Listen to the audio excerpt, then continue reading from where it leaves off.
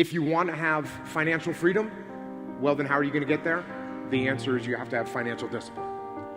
And same thing with more free time. If you want to have more free time, then you have to have a more disciplined time management schedule.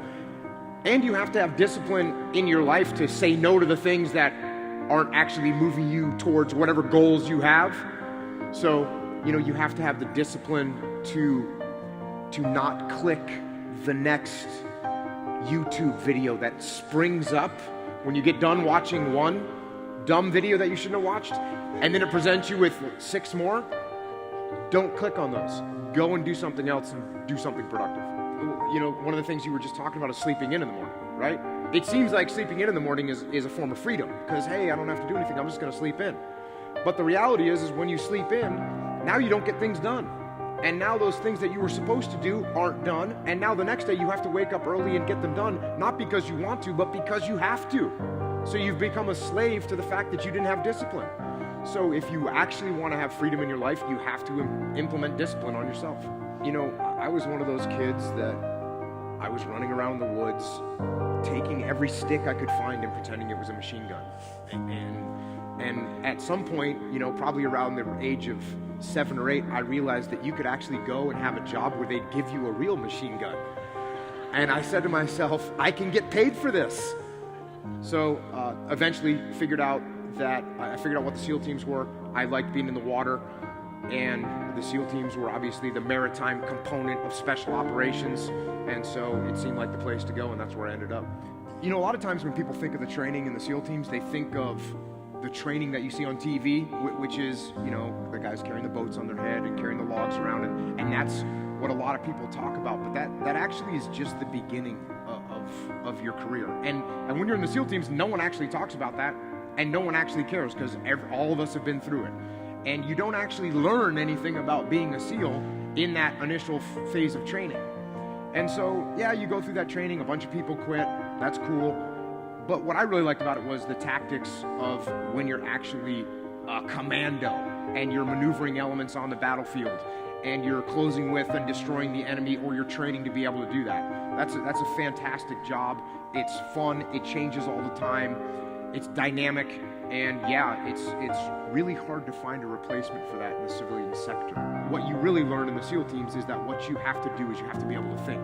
You have to be able to problem solve, and you have to be able to look at complex problems, simplify them, and then implement solutions to them. And that's what comes a little later once you have that base. But it's a little bit different from what people think, because a lot of times people think that the military everything is super rigid and structured, and that all you're doing is getting orders from above you in the chain of command and you're executing those orders. Well, that's actually not true at all.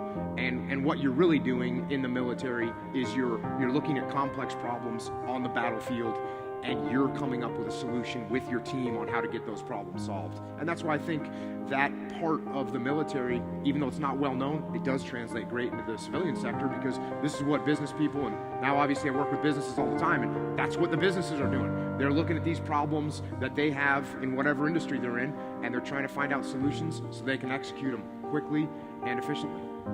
You definitely have to be humble. And when you show up in the SEAL teams, and when I showed up in the SEAL teams as a new guy, like I said, even though I'd been through this tough training, you better be humble when you show up in the SEAL teams, because you don't know anything. And if you think you know something, you're gonna find out really quickly that you don't. And so it's actually easy, because if you're humble and you have an open mind and you're willing to listen, the guys are willing to teach you, and it's fundamental things that you can learn pretty quickly. But anybody that comes in that's arrogant, that thinks they know everything, they're going to have problems. And again, that's the same thing you see in the business world. When we work with companies where the company that is actually asking us to come in, and maybe the CEO is saying, hey, we want you to come and help us. That company, they're already doing well. They're already being successful. And their attitude is, hey, we need help. We want to get better. We want to be more successful. And those companies, they ramp up really quickly, and we have a great time working with them. Sometimes we work with companies where, let's say we get brought in by the board, brings us in because the company's not doing well. Well, right off the bat, the company's not doing well, and they don't think they need any help. And so it's the opposite effect. They're saying, well, we don't need any help. We don't need you guys here. And the fact of the matter is, they need us more than the other folks do. But the reason that they need help is the reason we're there in the first place. It's the reason they're not doing well, because they're not looking at themselves every day humbly and saying, what can we do better? How can we improve? How can we adjust right now and turn our game around or improve our game so that we can get better in the market? If you and I are working together and I'm the boss and I have a big ego and I think I'm better than you and you come to me with an idea, I immediately shut you out. Well, what if your plan was a better plan? Or what if you had some piece of knowledge that made sense for a particular operation, but my ego is too big to listen to you? Well, now we go out and we put lives at risk and possibly lose lives because my ego is too big. Same thing you could say about the enemy, right? If I don't think the enemy is any good, the enemy's no good, they don't train hard, and they're not prepared for the big tough SEALs. Well, if you have that attitude, guess what? Maybe those guys are training harder. And if you start cutting corners in your training, you're going to get caught. And obviously, it's the same thing in the business world. When a company's doing well, if the company stays humble while they're doing well, they're still looking for how they can improve. They're still looking for things that they can do better, and they will stay on top.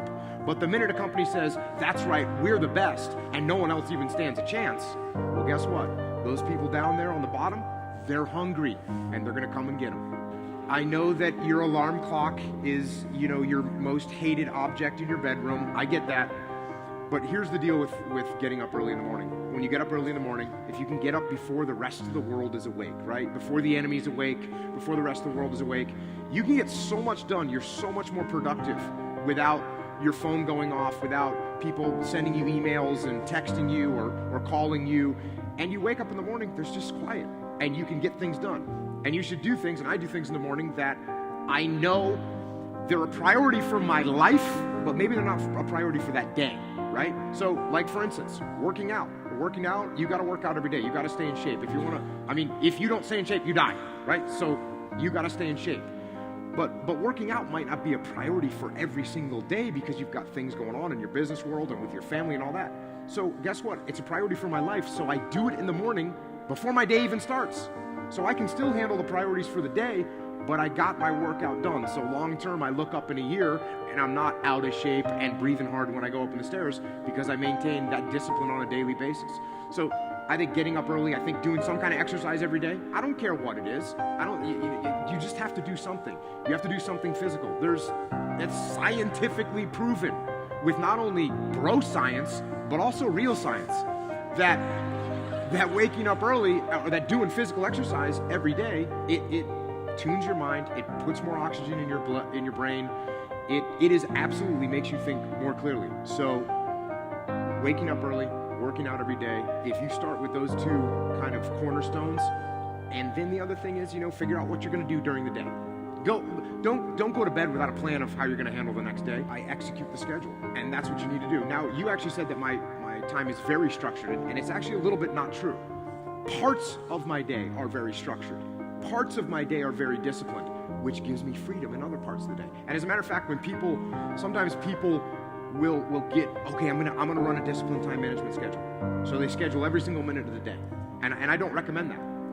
Just like I wouldn't recommend conducting a SEAL operation where your timeline is so tight that there's no room for error, because that's not a possibility. You're gonna have errors, things are gonna go wrong, vehicles are gonna break, boats are gonna break, people are gonna get lost, you're gonna take a wrong turn, and so you're gonna need extra time. And it's the same thing with your day. If you schedule, 16 hours of your day, you're not gonna hit all your targets. But if you look at your work day and you've got an 8-hour work day where you're gonna be in your office, and you schedule 4 or 5 of those hours, and you have 3 hours that you're gonna fill in, and you're gonna put important things into those as they come up, that is a much better way to be successful with running a time management on your life. And so I only schedule hardcore like 4 hours a day. The other hours, I'm picking up, I'm getting phone calls, I'm adapting and maneuvering on other things that need to be executed on. But what is important? Those 4 hours, they get done. They get done. And that's the difference between finishing writing a book and not finishing writing a book. Because, when I write a book, I write 1,000 words a day. It takes me about an hour. That's what I do. I write 1,000 words a day. And in 30 days, you got 30,000 words. And in 60 days, you got 60,000 words. And in 90 days, you got 90,000 words, and that's a book. That's 3 months. And it took you an hour a day. And that's exactly what I did with the books that I've written. And it's the same thing with physical fitness. You don't get in amazing shape in this short amount of time. but you get in amazing shape in a short amount of time, day after day after day after day. And that's where discipline comes in on both those subjects. If you want to wake up early in the morning, go to bed earlier. Well, that's real simple to say, but it's hard to do.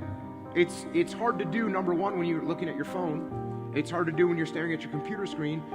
It's hard to do when you're watching TV. Those things are meant. They're designed to make you keep looking at them. And so you do. So what you need to do is turn those things off and try and go to bed. Now, the first night, you're going to have a hard time going to sleep. What you do is the next morning, you wake up early anyways.